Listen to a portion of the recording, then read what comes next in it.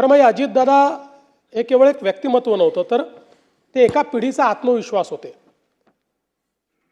शेतकऱ्यांचा एक कळवळा असलेले, शेतीबद्दल इत्थंभूत माहिती असलेले, शेती, ॲनिमल हजबंड्री या सगळ्या विषयांची पूर्ण जाण असलेले आणि एक प्रकारे मातीतनं तयार झालेलं नेतृत्व असं अजितदादांचं नेतृत्व होतं. त्यांच्या जीवनामध्ये अनेक संघर्ष आले, कुठल्याही संघर्षाला त्यांनी पाठ दाखवली नाही.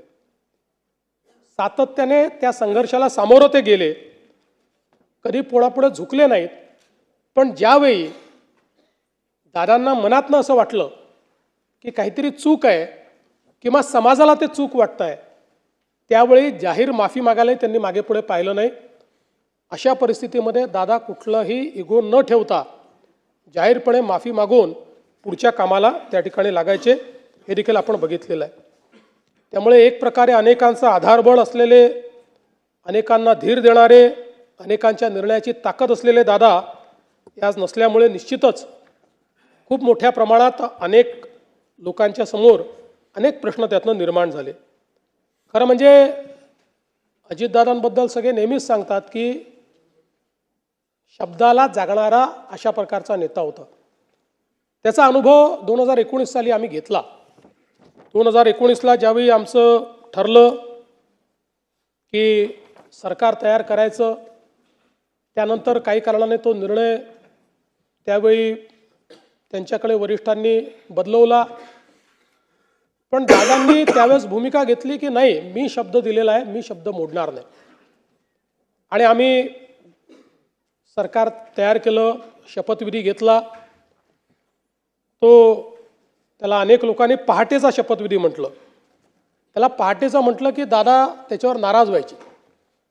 दादा म्हणायचे पहाट म्हणजे 6 असतं, ही काही पहाट नाही आहे, आम्ही 9 वाजता शपथ घेतली होती, तो सकाळचा शपथविधी आहे, असं नेहमी ते पत्रकारांना सांगायचे.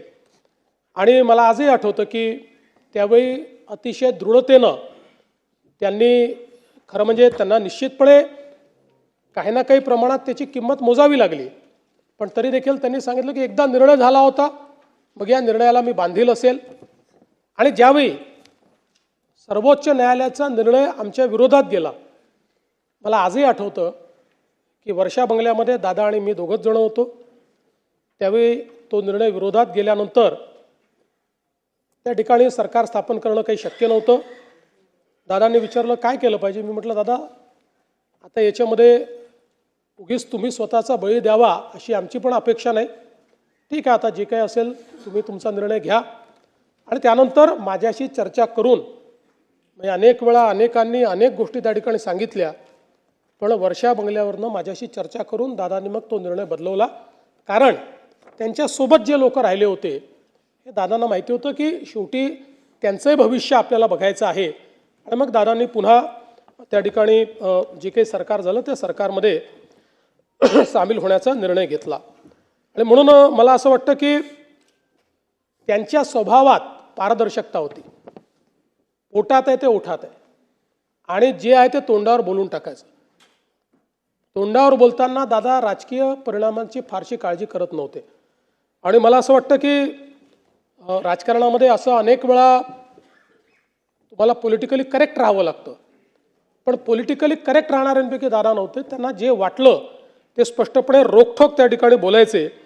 आणि त्यामुळे मला असं वाटतं की त्यांच्याबद्दल आमदारांना किंवा सदस्यांना देखील माहिती होतं की दादांनी एखादी गोष्ट तोंडावर नाही म्हटली याचा अर्थ काही आपले विरोधक नाही आहेत, त्यांना नाही पटलेली, त्यामुळे त्यांनी नाही म्हटलेली आहे. पण जे काम होऊ शकत असेल ते मात्र तात्काळ करणे आणि तिथल्या तिथे फोन लावणे, ते काम झालं आहे की नाही पाहणे, अशा पद्धतीनं दादाची ख्याती असल्यामुळे जे सदस्य आहेत ते आपलं काम हक्काने घेऊन त्या ठिकाणी दादांकडे जाताना आपण बघायचो. आणि मला असं वाटतं की वर्षानुवर्ष काम करत असताना दादांनी एकवचनी असण्याचा एक नाव जे कमावलं, की दादा म्हणतात ते करतात, हे राजकारणामध्ये मला असं वाटतं की अतिशय विरळ आहे. आणि खरं तर मला असं वाटतं की ज्यावेळेस 2019 नंतर मी विरोधी पक्षनेता झालो, ते इकडे आले, ते पुन्हा उपमुख्यमंत्री झाले. पण आपल्यापैकी अनेकांच्या लक्षात असेल की इथनं भाषण करताना ते माझा उल्लेख मुख्यमंत्री म्हणूनच करायचे. मग प्रत्येक वेळी मग त्यांना आठवण करून द्यावी लागायची की मुख्यमंत्री नाही, विरोधी पक्षनेता. आणि मला असं वाटतं की त्यानंतर कदाचित त्यांचे ते शब्द जे आहेत ते सत्य झाले. आम्ही एकत्रित आलो, आम्ही दोघेही उपमुख्यमंत्री झालो, नंतर मी मुख्यमंत्री झालो, पुन्हा शिंदेसाहेब आणि ते उपमुख्यमंत्री झाले. आम्ही खरं म्हणजे आमच्या अनेक गोष्टींवर गप्पा देखील व्हायच्या, अनेक गोष्टींवर बोलायचो. दादांना क्रिकेटची आवड होती, त्याच्यावरही अनेक वेळा आमची चर्चा व्हायची. आणि आम्ही जेव्हा एकत्रित प्रवास करायचो त्यावेळी दादांच्या अनेक ज्या काही सवयी होत्या त्यात दादांना मला नेहमी आठवतं की दूध प्यायला आवडायचं. त्यामुळे आमच्या विमानात किंवा हेलिकॉप्टरमध्ये कोल्ड्रिंक असू द्या, काही असू द्या, जे कोल्ड मिल्क असतं, आणि दादा सांगायचे मी शेतकऱ्याचा मुलगा आहे, रोज हळदीचं दूध पितो आणि मला कुठल्याही म्हणजे कोल्ड्रिंक किंवा याच्यापेक्षा दूध प्यायला आवडतं. अशा अनेक सवयी दादांच्या एकदम नजरेसमोरून जातात. दादा चप्पल घालायचे पण पाय नेहमी स्वच्छ ठेवायचे. त्यांना ती एक सवय होती की बसल्या बसल्या आपला पाय स्वच्छ करायचे ते. त्यामुळे अशा ज्या गोष्टी आहेत त्या अशा आज माझ्या नजरेसमोरून चाललेल्या आहेत. पण मला असं वाटतं की त्यांच्या काही सवयी ज्या होत्या या इतक्या महत्त्वाच्या होत्या. त्यातली सगळ्यात महत्त्वाची सवय म्हणजे त्यांचा वक्तशीरपणा. कधीही कुठल्याही ठिकाणी 1 मिनिटं आधी पोचायचं म्हणजे पोचायचं. ज्यावेळी आम्ही तिघवतो, शिंदेसाहेब मुख्यमंत्री होते, मी उपमुख्यमंत्री होतो, दादे उपमुख्यमंत्री होते. 12 वाजताचा कार्यक्रम असेल तर दादा 11:59ला पोचणार, मी 12:05ला पोचणार आणि शिंदेसाहेब थोड्या वेळेमध्ये, नाही एवढं नाही पण एक 15-20 मिनटं अजून ते मागे पुढे.